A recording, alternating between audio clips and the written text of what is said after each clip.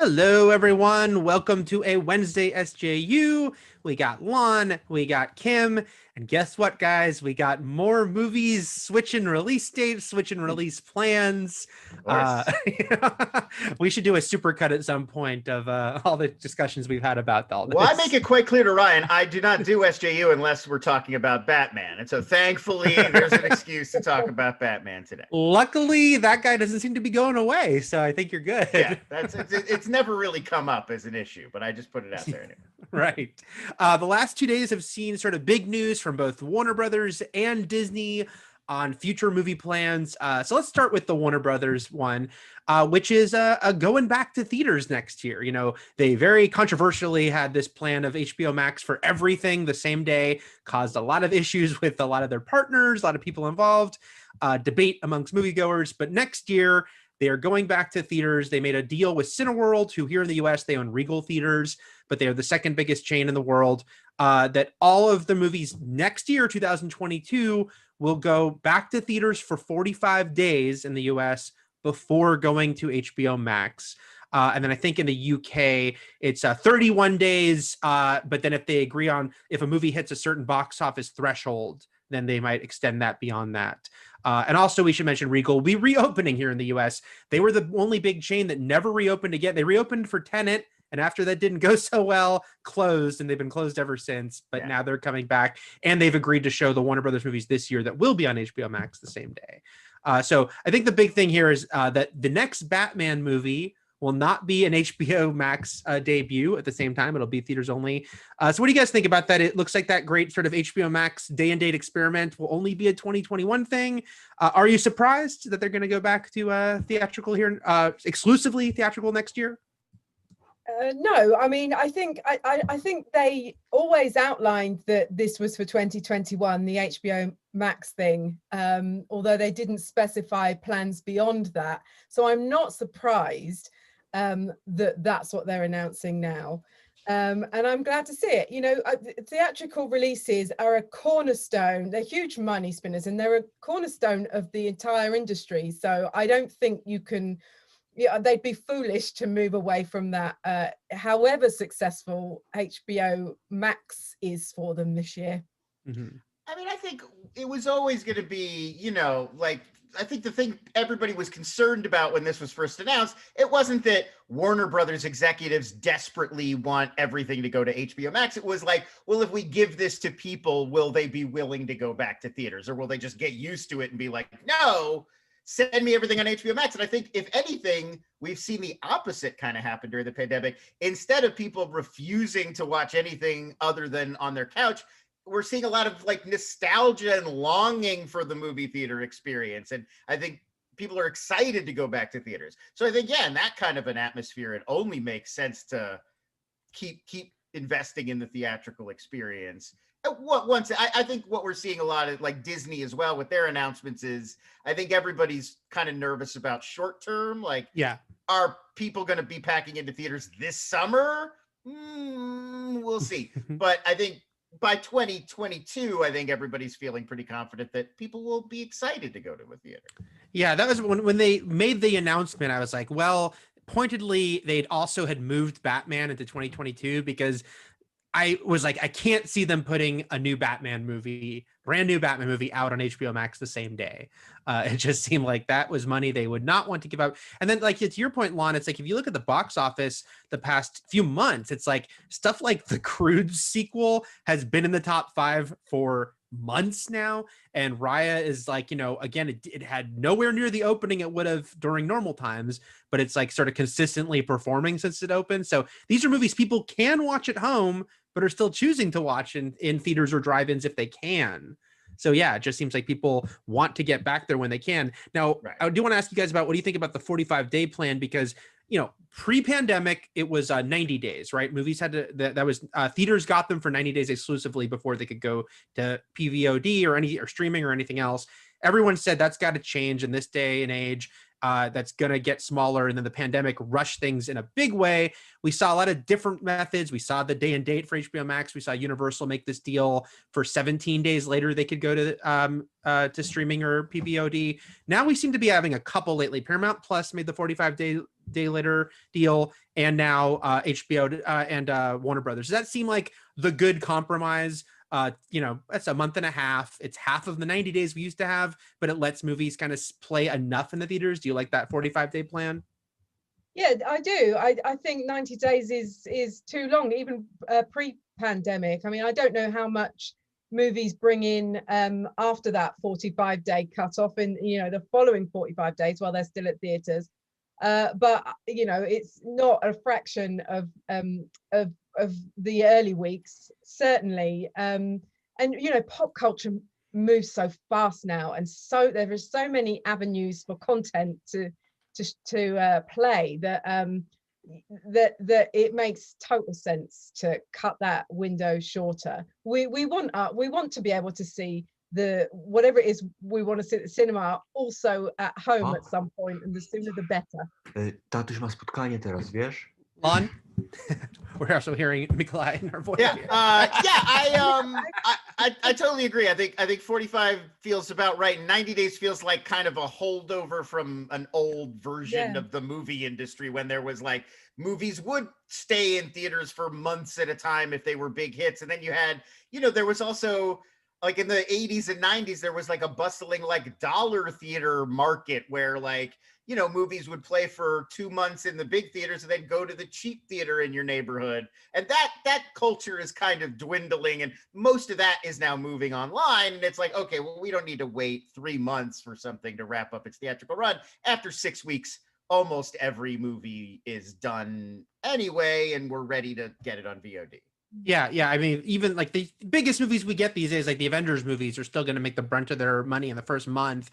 And I think when you get a rare exception like an Avatar, if people are like, wow, you have to go see this in the theater, then they'll just keep going. Right. Because I don't think none of these movies have to be pulled from theaters after that 45 days. 7, week 8, it's mostly people going back because they want to see it again. Yeah. And that's going to keep happening whether or not it's also on, Paramount Plus or what have you. Yeah, and I think to your point about small theaters, in the independents, they can also still presumably show them, even if it's also available on demand at home. Well, my general thought, and this is like a larger thought, but real quickly, is that what we're going to see in theaters eventually is like they're going to branch out. So there will be some theaters that are for first run, big IMAX deluxe screenings, but then there will be theaters that are more like, cheap theaters that show revival things or older movies or niche movies or something. Like, I think that culture will still exist, but it won't just be like pay $2 to see something that was in the big theaters 3 months ago. It'll be, come see Raiders of the Lost Ark on the big screen or whatever. Which I'm all for. Go, if you haven't ever, see the Indiana Jones trilogy. Yes. They're great. Trilogy. There's what do only you mean? three. There's a fourth one. So the other big announcement that came yesterday was Disney, which did one more release date shift, and it was an interesting one because it wasn't as seismic as we've seen in the past, but they notably made some changes to things, especially in the first half of this year.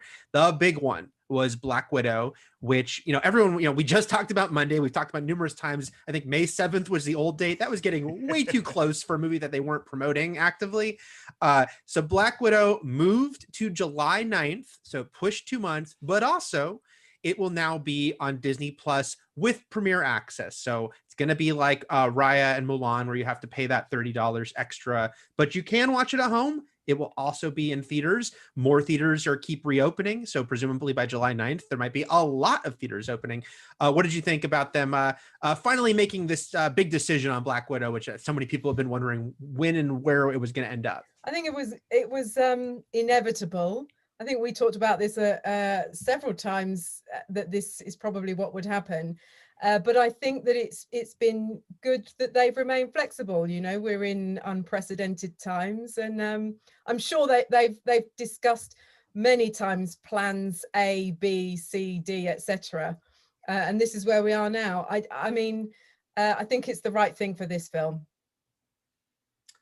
Yeah, I think they're just in a position now where they got to start getting some of these Marvel movies out there. We're just like we're bottlenecking, and narratively, you just need to move the story forward. And I've even been I was just thinking about it wasn't designed this way, but we've really gotten hit by these two real kind of downer beats, or three in a row. We had Far From Home, which was all like, everybody misses Iron Man so much I can't believe he's dead, and then WandaVision, oh my god, I miss Vision so much I can't believe he's dead, and now Falcon and Winter Soldier, oh my god, I can't believe I miss Captain America so much I can't believe he's old. And it's like they had planned on stuff like Black Widow and Eternals, that aren't so post-snap leaping back and forth, refocused to sort of mix it up. And like, not having that really is like, they just have to keep the story going. Like, they're just telling an ongoing narrative. So I think they were really backed into kind of they might have preferred to wait and release all of these big event movies after we can go to theaters again. But I think they're at the point now where they kind of don't have a choice. No, and what if we didn't care in another year? What if we'd moved on and weren't interested in the MCU anymore? Yeah, I think it was just too many moving parts. I think I did say on Monday's show, I felt like they might, I'll slightly pat myself on the back, because I think I did say, well, I can see them moving Black Widow and Shang-Chi back a little, but not all the others, because I don't think they wanted to do another shift of everything, especially with the TV shows. Right. That's where I think they're in a particularly tight, they're running a temporal pincer on themselves. Because they've got, like by Hawkeye time, we have to know Yelena, who we don't meet until Black Widow. And it's like, it's like a house of cards. Feige's got to keep it standing. And you have to get Sony on board to move Spider-Man again, which they probably don't want to do. It's a nightmare. And so it's a nightmare. I think it was think about. It was too many things for them to keep doing that. Yeah. So they shifted. Shang-Chi shifted out of July 9th to September 3rd. The rest stays the same. So now we have 4 Marvel movies in the second half of this year. We got Black Widow in July, Shang-Chi in September, Eternals in November, and Spider-Man No Way Home in December. I should say MCU movies, because Venom's still coming too. So there's a lot of Marvel happening there. There will be some double features. I mean, hey, they will have a lot of options. Right, and it's like the more you delay, the more backed up. They don't want to have a year where there's 8 Marvel movies. They got to space it out a little bit. So. Yeah, and I think what's interesting here, when you look at what they did, is again, and they could change anything, right? Like, they could still look at the second half of this year, and if things are still going badly, or if they don't like the results, they can change more. But right now, they seem to be making this line in the sand of, through mid-July, they feel shaky. The second half of the year right now, they feel more confident, because Cruella staying on May 28th, but it's also going to be Disney Plus Premiere Access. And Luca, the new Pixar movie, staying on June 18th, but will be on Disney Plus. No Premiere Access, by the way, just be on Disney Plus. They're pulling a soul on it. Yeah, which is a whole strange thing I want to ask about in a moment.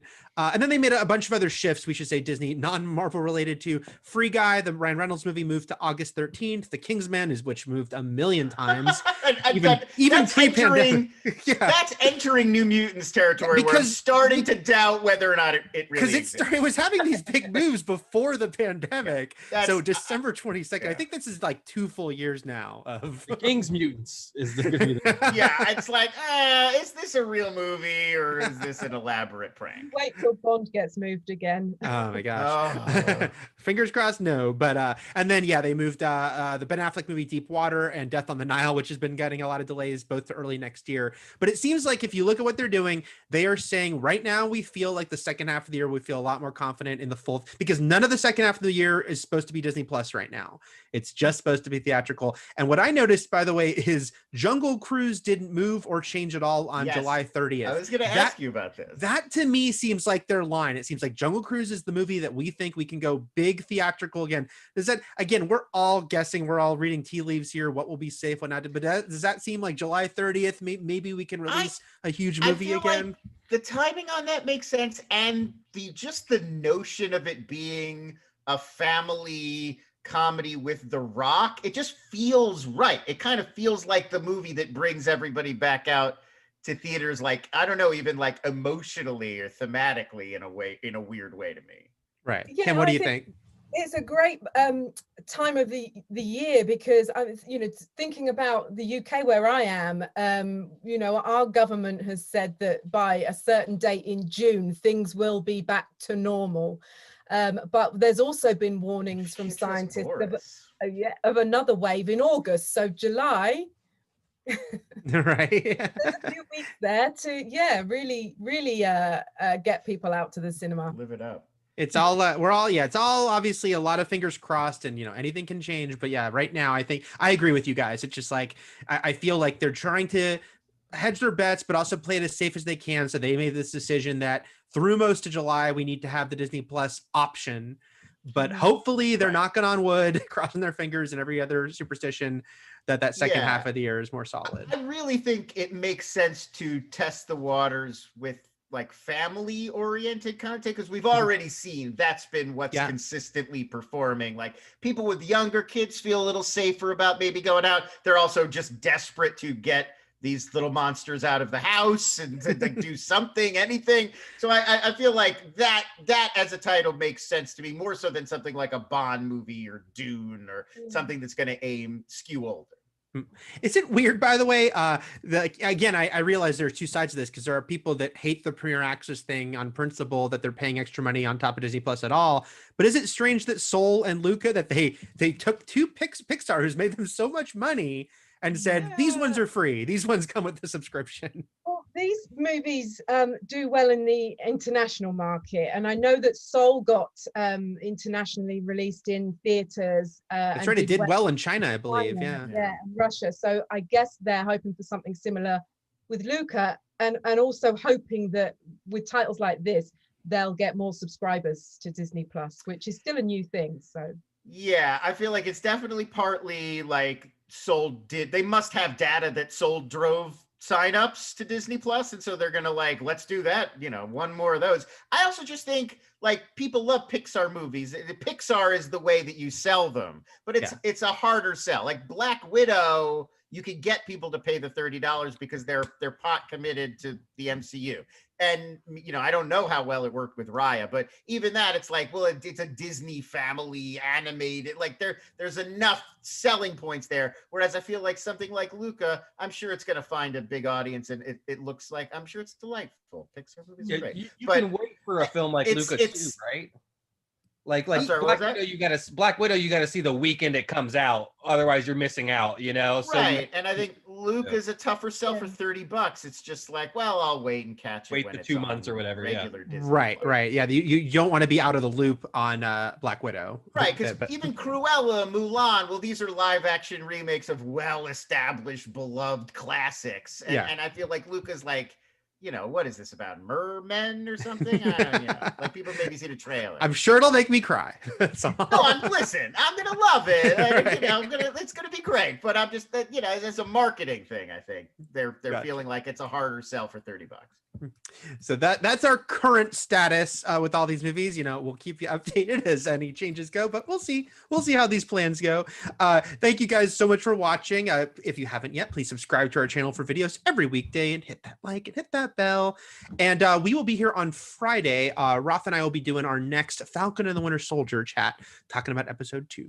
So look for that. Get that boat. It's gotta buy this boat, guys. What's gonna happen with this boat? We'll find out. Tune in. So let's do a little news roundup. Let's talk about Helen Mirren, who is going to. I love Helen Mirren's career, by the way. It is so interesting. Let's go make this bread, guys. Helen Mirren is joining Shazam! Fury of the Gods, the Shazam sequel.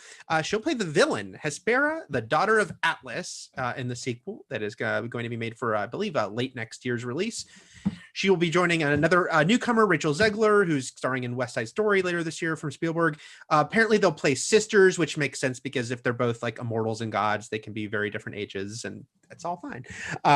Who may or may not be of ill intent. We'll see. What do you think about Helen Mirren? This is not her. This is her second DC related character, because Red is a DC owned property. But what do you think about Helen Mirren making her proper entrance into sort of the big mega superhero realm here? I loved Shazam, and I didn't think I could love it anymore, and they've gone and upped that. Yeah, I'm very excited, especially if she's a villain. I think they seem to be playing with Greek mythology, which is interesting because I'm wondering if it could tie to Wonder Woman. Oh yeah, certainly. I mean, right now it's interesting because we don't know what their next sort of crossover steps will be beyond the Flash movie. We don't know how much they're going to do casual crossovers like Marvel's doing, where like Doctor Strange shows up in a Thor movie. But I feel like Shazam and Wonder Woman, I think, kind of naturally seem like they might be eventually linking up. What do you think about I mean, some of us Yeah, thought that Shazam's very tied to Greek mythology in the comics. In fact, that's what I believe. That's what Shazam like Shazam is an acronym for Hercules, Atlas, Zeus. So, like they're all like the different gods. Like that's where he gets his power. So yeah, I mean, in the comics, all of these threads do tie together. I'm not sure if they're planning on bringing them together in a Snyderverse restorative type way, but they could. They definitely could. So my friend and podcast co-host Matt Fowler said on Twitter yesterday that Helen Mirren, he noted, is now part of 2 franchises with The Rock, Fast and Furious, and the Shazam section of the DCEU. And he said they better fight in one of them. I said they should hook up in one of them. Yeah. I'm good with either, though. I think they should fight, then develop a mutual respect and hook up. That's the storyline I think we all want to see. No, I mean, I think, look, I think this is great. I'm glad Helen Mirren is getting, another, I feel like this is like her 3rd or 4th career go around where people like discover Helen Mirren is great and she gets in a bunch of stuff. And then, so yeah, more Helen Mirren is always good. And I love seeing her pop up in these big movies. This feels sort of, to me, a lot like Thor Ragnarok maybe inspired. Like, I feel like she could be a similar kind of heavy mythological villain like Kate Blanchett was sort of throwing at us in that movie. That's what I'm kind of looking for. But yeah, no, I'm excited. I did look up the character's Greek mythology origins though, and I'm hoping that they move away from that because she sounds quite boring. She tends a blissful garden in a far western corner of the world with her sisters, and it varies as to whether there are 2 sisters, 3 sisters, or 6 sisters plus Helen Mirren's character. Yeah. And they like to sing. I think that you deal with that by having there's going to be lightning bolts or something also. I think you deal with that right by having someone read that. One of the kids can read that in a book, and she's like, I hate that crap. Like, I hate, They're like, that doesn't sound so scary, and then she hits them with her laser eyes. Right. Like, or her evil gardening tools. Yeah. Ooh. She could be like a poison ivy type. In continued DC news, this is a very DC centric stuff here on this.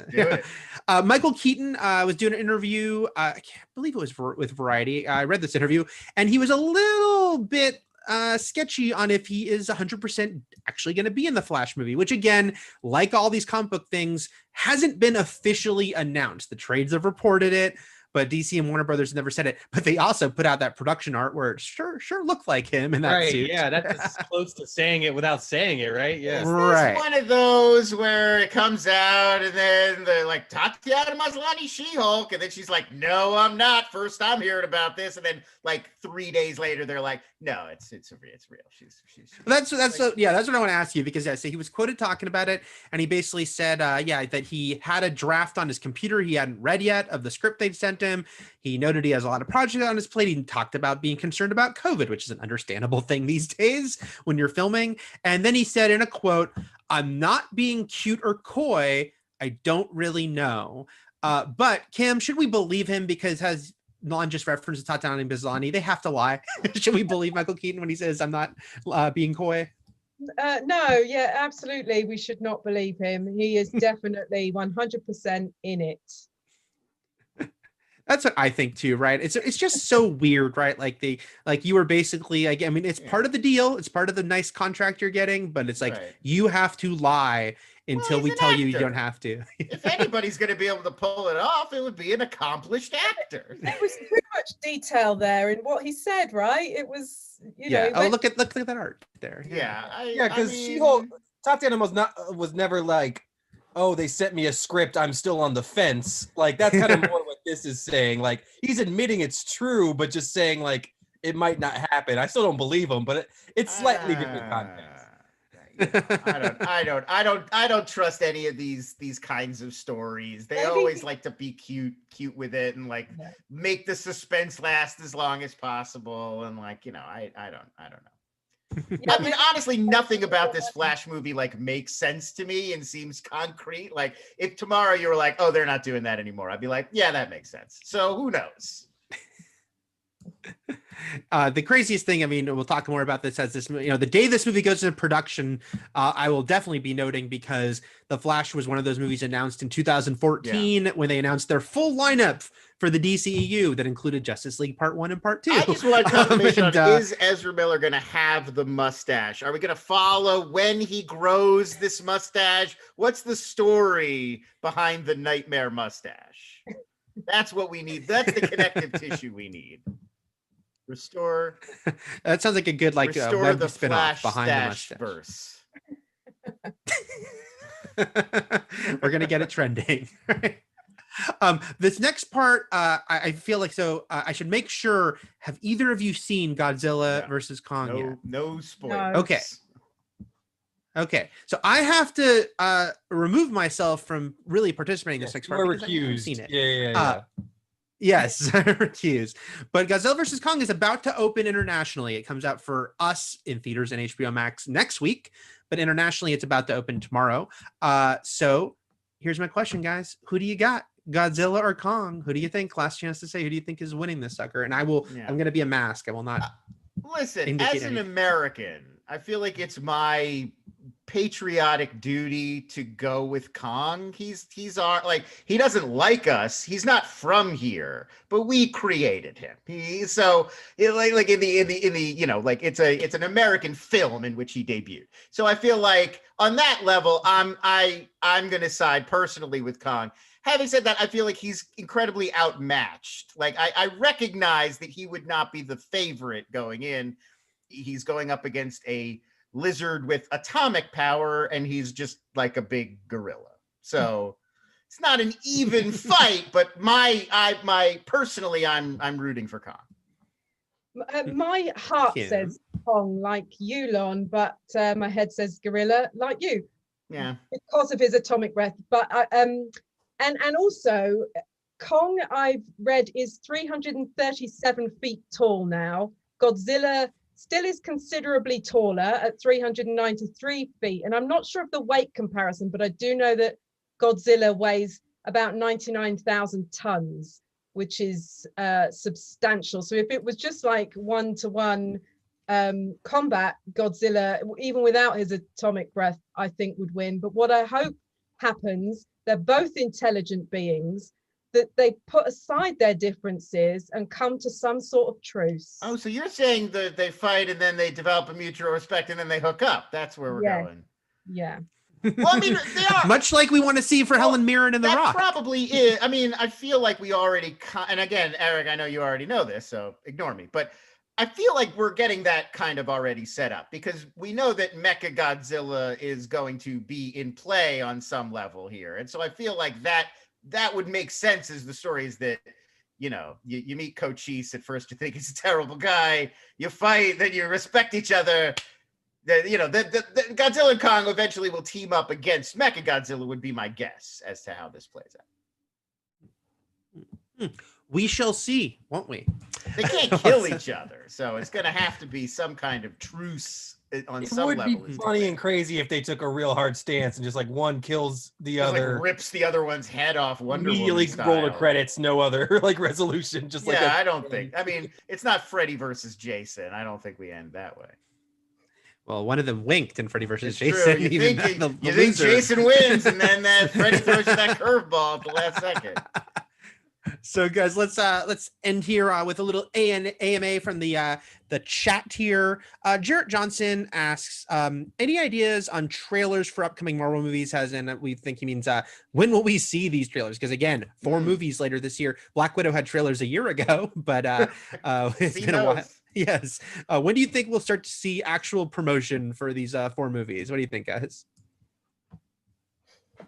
I mean, soon, I would think, for at least some of them. I feel like for a little while now, the emphasis has definitely been TV shows, guys. Like, the hype train has been really behind WandaVision and Falcon and Winter Soldier. And now that we're all kind of on board and watching and like, yes, we like this, I think that will, I mean, obviously they're going to keep promoting the TV shows, but I think that kind of shifts some of the focus back onto the movies. Obviously, I think we're going to get hit by the Black Widow blitz starting, in May for a July release, and then it'll probably follow from there. I feel like they don't I realize people always want to see more, but I think they never want to get too ahead of themselves because they want people to be focused on the next big thing. Exactly. You can't start promoting, 3 movies from now. You've got to get everybody excited about Black Widow. The caveat there being, I wouldn't be shocked to see something for Spider-Man by late summer because Sony can do things differently. They handle their own promotion. Famously, Marvel Studios and Disney couldn't win the fight to have Far From Home open a year later, which would have meant it had been delayed by the pandemic, by the way, like they wanted. So I feel like that might be the exception to the rule, is like we'll see Black Widow be promoted. Black Widow will go into promotion of Shang-Chi, go into Eternals, but Spider-Man might get its own thing. Exactly. I think that's the big issue, is as with everything else, they've got to all time it because it's part of an ongoing narrative. Yeah. I wonder if we'll see Black Widow, something for Black Widow a bit sooner, maybe because of, wanting to promote cinemas opening up, theaters opening up. Yeah, I do think especially with these shows and with Disney Plus has like an outlet to promote. And especially because we have that break, right? We've got that break after Falcon Winter Soldier into Loki. It's like the one time this year I think we're going to have several weeks in between these shows.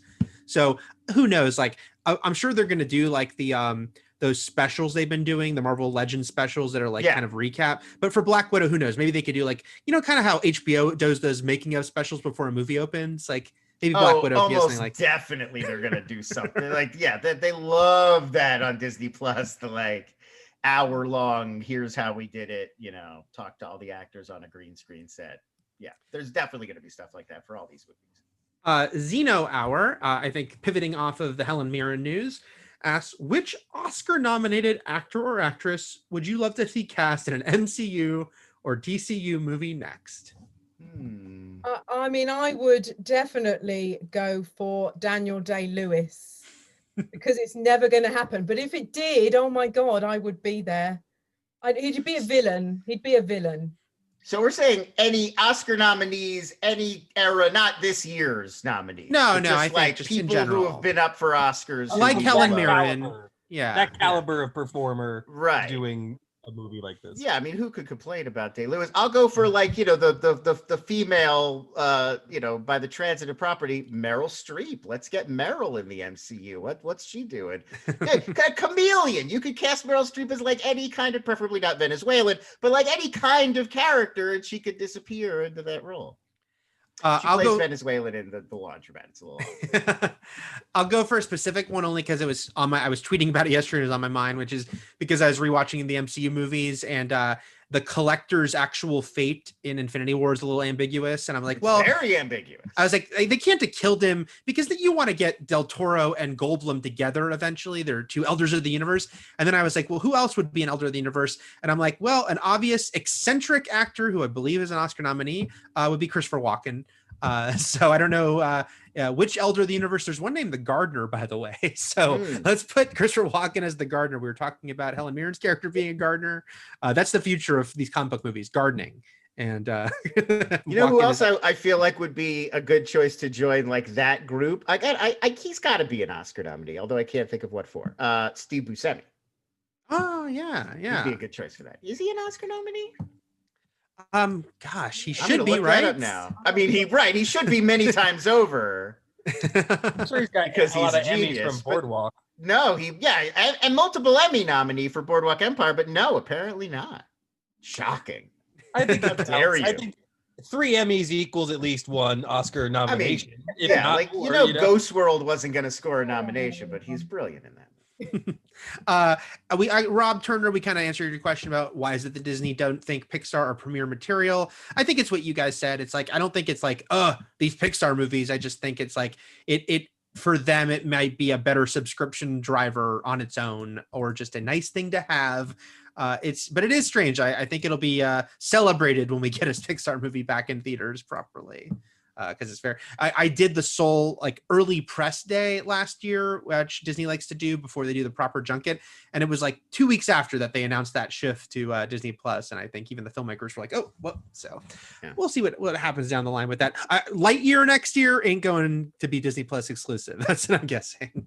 No, I don't think so. And let's see, we'll close it out here with WTF Rocks. I'm going to kind of tweak your question because I think this is what you're going to for about if we I think this is kind of a funny tweak on, usually people ask, what superpower would you want to have? But this has, what power would you want if you had a child with a superpower? What power would you want them to have? And how would you raise them?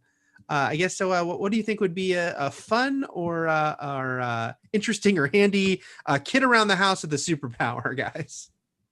Definitely some form of telekinesis so they can tidy things up easily. They could just as easily use it to make a mess, though. Yeah. Like you got a real potential carry situation on your hands. Yeah, like I honestly, I think it's inherently like, I don't like, unless I've got powers, I don't want a kid with power. That's just gonna breed resentment. There's no good. I don't think there's like a good version of that. How would you honestly. avoid it? How would you raise to avoid it, Lon? Like if my kid just gets superpowers and there's nothing I can do about it, I think I like lie to them and try to make them think they don't really have superpowers. Like it's all in their head. Like, you're not invisible, Charles. Finish your supper. I definitely invent some kind of superpower inhibitor. Yeah, exactly. Like I think we gotta wipe this out. But then it gets into a lot of ethics and, should you just let the kid be the kid? I'll just say I would not want to have a kid or a pet who could turn invisible, because that just would cause too many They're problems. all you name a superpower, and it's like, but by very nature, like I don't want this kid. I gotta control this kid. I don't want them to have superpowers. That's crazy.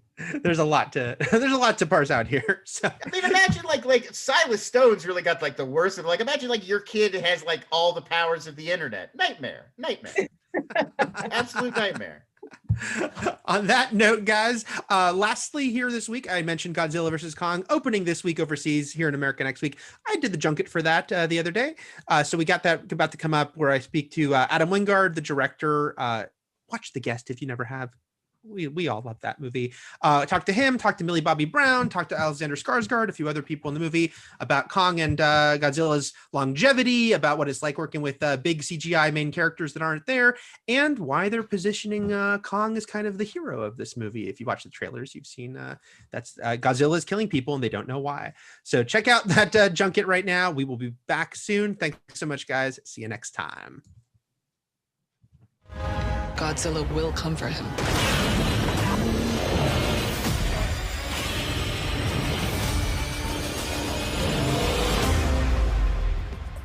There have been a lot of monsters in movies, but you've got Kong created in the 1930s, Godzilla in the 1950s. What do you think it is about these two that became so iconic that they are such beloved characters at this point? I think both of the characters kind of represent the origins of, special effects blockbuster cinema to a certain degree. I mean, like, they're kind of metaphors for different things originally. But what's cool about them is that there's been so many different iterations, remakes, sequels, and all those kind of things that we've seen that you can do so many different things with them, but somehow the core vibe of these characters stay the same, and it's very unique.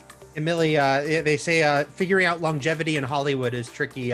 What do you think Kong and Godzilla have figured out about that? Well, the fact that they're not real. That is a plus. That's a plus, maybe. It's interesting, the evolution of Godzilla, going from being created as kind of a symbol of the consequences of the nuclear bomb, morphing into more of a symbol of Mother Earth and the hubris of humanity, and how we feel like we can just drain the planet, and then Mother Earth, in this, the shape of Godzilla or Kong, comes to take revenge. It's something exciting for the audience, because they feel that, and they feel like we kind of deserve it and be put in our place in a very kind of fun and exciting way. I think it's the age and the amount of time that they've been around for, you know what I mean? So there's a lot of weight behind the characters. And I think when you take something that's been around for so long, you really need to pay respect to it. I just love how they've grown up. They've matured through generations, and it's gone from stop motion and costumes to this. And it's such an honor to be part of this universe. I've never, in my wildest dreams, I thought I'd be part of it. They have an ancient rivalry. Julian, this was your introduction to the Monsterverse. Millie, you'd already done one of these before. Millie, do you have any advice for him as he started to run around with these monsters? He knows what he's doing. I watched and learned from him. Wow. Julian has just this natural ability to make everyone in the room smile. And then we have Brian, who also is very funny. Yeah, no, I definitely think the Three Musketeers in the film definitely brought a human aspect and kind of a realness of what would it be like if we plucked the audience and we put them in the film, and how would they react? A lot of your previous work, you interweave humor with the more intense moments. Here you've got two literally bigger than life characters fighting each other. So how did you approach it tonally? What makes my movies an Adam Wingard film is that there's humor, but it never goes too far into camp. It's always right on the line. The movie always takes its stakes seriously. That's one thing that's always important to me, that that the danger is real in these movies, and that there's a reality to it and there's a grounding. We want to make it real. That's the goal. Whether you give it a little wit to the character, whether you put a little, comic hint to it, whatever we do, it needs to be organic and it needs to be real. Are you sure the monkey's gonna survive this? It's us I'd worry about. You both have done projects with special effects before, so at this point, you just become very accustomed to the reacting to things that aren't there. There's definitely moments where you're like, man, I feel so stupid. You're standing there like covered in like fake slime and blood, and you're just like, what am I doing? Millie, what about you? Obviously, between your TV show and these movies, you've had a lot of looking at large things that'll be added later. Yes, that's all I ever hear is we'll do it in post. Adam is like, all right, well now you're looking over here and Kong is like falling into 4 skyscrapers and they're, collapsing. And now Godzilla is shooting his atomic breath to do that in like with a straight face and be like into it. It's, there were definitely moments where I was like, what are we doing here actually? Like, this is crazy. Our job, the actors, is we're kind of a vessel for the audience. For example, Kaylee's character, Gia, the little girl, the fact that she can connect with Kong is an opportunity for the audience to see that softer side of him, that he's more than just a big, strong brute. The fact that there's a loneliness there, a longing to connect. And again, obviously, after a year of this pandemic, I think that's something we can all relate to, like the longing to connect and be with loved ones. There's such great, endearing, sympathetic stuff with Kong here, and Godzilla's kind of a looming threat a lot. How much did you talk about how you wanted to balance that? Because you do kind of ultimately have to figure out who you're going to kind of spend a little more time on in a movie like this. I feel like I kind of got the lucky draw with this film in terms of I got to do the film where Godzilla's the heel finally. He's been the good guy in the rest of the MonsterVerse films, and it was only a matter of time before he got to be the bad guy again, because that's how he always rolls. He goes back and forth. That kind of naturally, put Kong front and center as the protagonist, because I think as the heel, Godzilla needs to be a bit more mysterious. This is how you got to approach that character. This movie plays with Kong a little bit more as a hero, but Godzilla gets a lot of really cool moments. He really gets a little more animalistic in some of the fighting in this film. Like, he gets really pissed off a couple times, and so it was cool to be able to, play with him in that regard.